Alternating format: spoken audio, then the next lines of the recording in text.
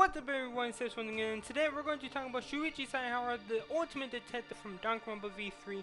One of the coolest characters in all of Danganronpa. I honestly think he's the hands-on the best protagonist out of all the protagonists, being Nagito and then obviously Naegi. But I really do like Shuichi. I think Shuichi is a lot different from those two, and he's just a very different protagonist. You know, he's not like a lot of other main characters that you see.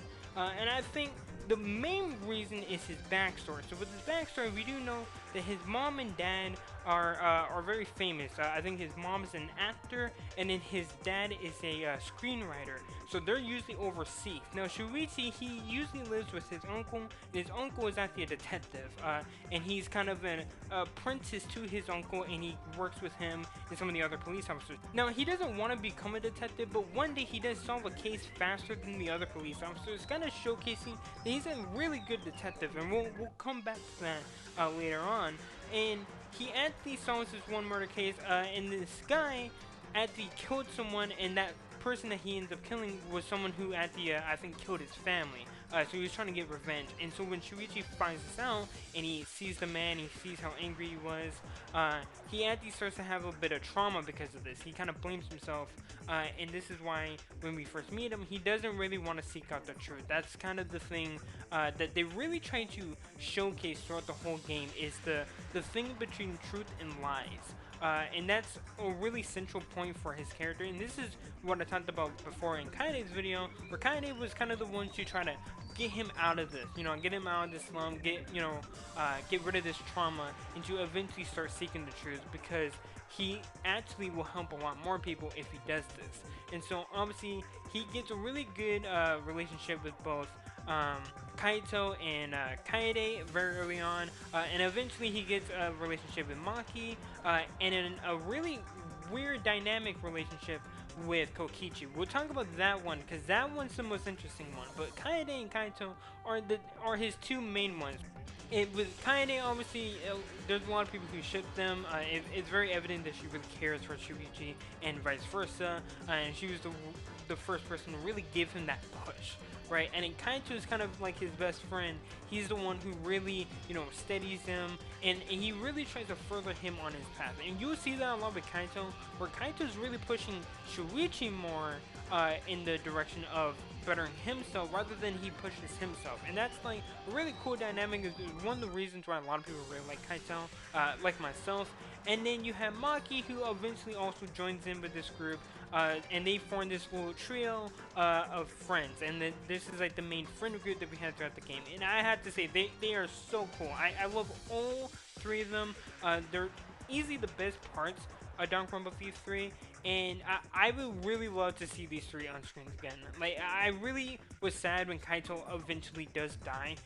Spoiler alert, but I mean, if you're watching this, you probably don't really care about spoilers. That's kind of reason why I don't even put spoilers up. Plus, the game's been out for a while now. If you haven't played it and you're looking up Danganronpa, you probably don't care. So yeah, he eventually dies, and this also has a very big hit on both Maki and Shuichi. We'll talk about Maki in her own video, but with Shuichi, he really does get hurt by this. Because throughout the game, you see he's, solving all these cases, and, he's building this tight friendship with Kaito. And you do see this a lot, kind of like with Naegi and Korekiyo, where they have a lot of trust, but they do have their ups and downs with their little relationship that they have within the first game.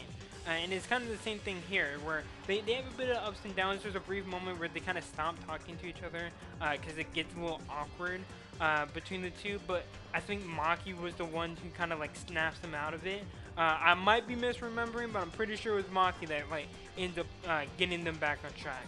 But either way, they end up rekindling their friendship, and then we obviously get to the later trial where he eventually does die, and Shuichi is the one who actually kind of figures out the whole trial.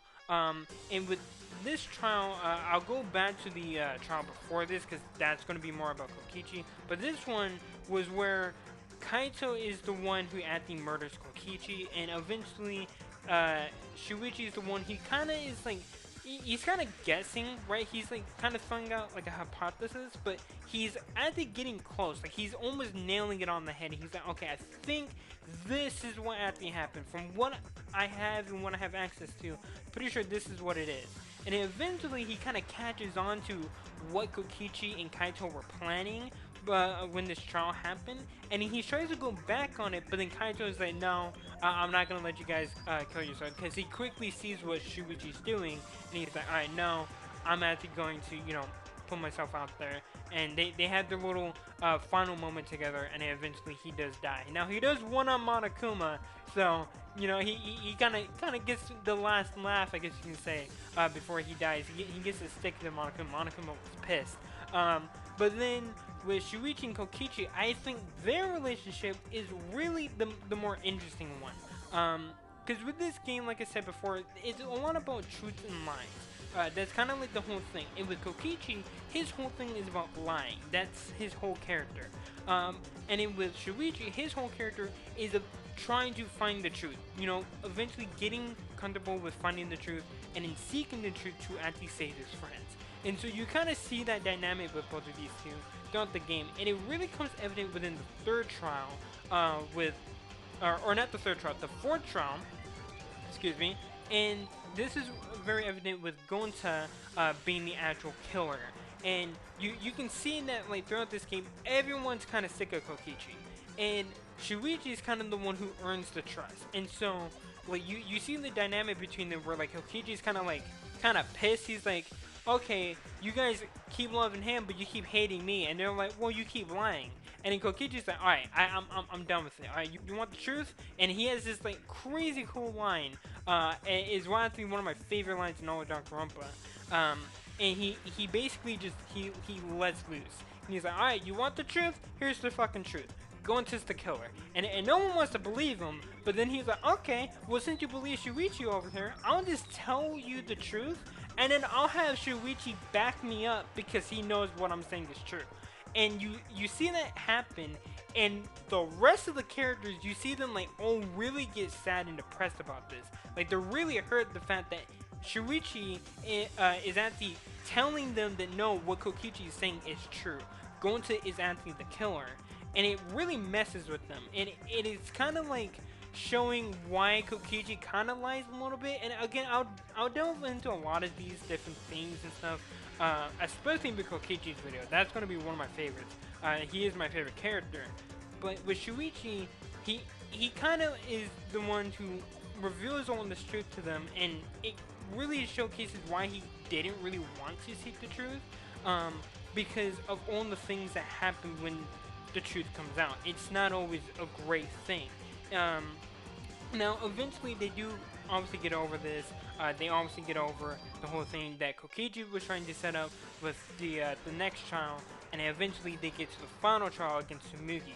Now, Tsumugi is obviously the main villain.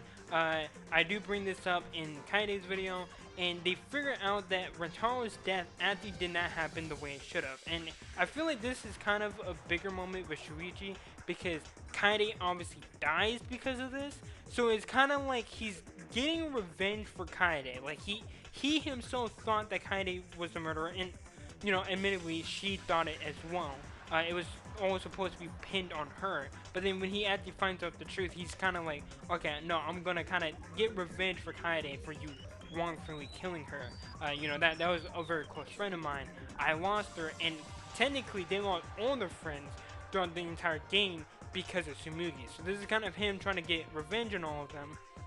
Or revenge for all of them, I should say. Not revenge for on all of them. That kind of be fucked up. They're already dead. So he along with Himiko, Maki, and Kibo, they all work together and they take down Tsumugi. Obviously, they also learn the whole backstory with Danganronpa V3, where Danganronpa V3 is more of a TV show. It's not an actual killing game. So that was like the whole premise. Like they all kind of came onto the show. I think with Shuichi, he's like, oh, well, the Ultimate Detective's never been a killer. I want to be the first one. I want to be the one who kills everyone as the Ultimate Detective. I think that would be such an insane story. And honestly, I kind of agree. Like, I actually kind of want to see what he would have done as a murderer. Like, I would have loved to see like the difference between Shuichi, because obviously Shuichi in the game, he's the protagonist, he's the good guy, you know, he's the one solving the cases. But it would have been nice to see like like the ultimate detective be a killer, because they kind of hint at that a lot of times. They obviously hinted that with this, they hinted that with Kirigiri in the first game, so it would have been nice to see that, but we didn't get to see it. And then, but obviously they end up taking out Shumugi, and then this is when Kibo decides to just destroy the whole school. He just decides to blow it all up like a badass.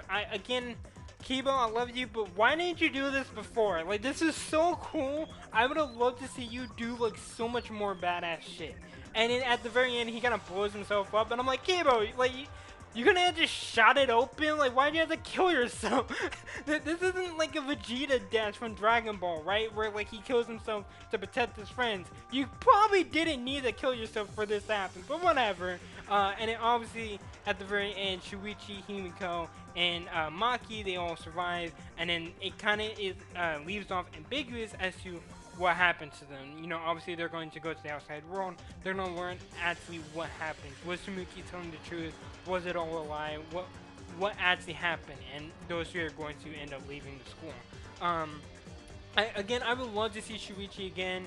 Shuichi is one of my favorite characters. I would love to see all three of them again, kind of like what we did with the anime, where you had Danganronpa 1, and then you had a lot of those characters come back for the Hopes arc. I'm pretty sure the one it was, where they are with the Future Foundation and all of them. I would love to see that, but with Shuichi, Maki, and Himiko. Or actually, what if like Naegi and Kirigiri, they're still at the school and they like couldn't get in, like maybe like they were kicked out or something, and they're still alive? What if we got to see them again? I would love to see that. But if it is a TV show, then I would still just love to see all the characters kind of interact as their true selves, like when they actually get their memories and stuff.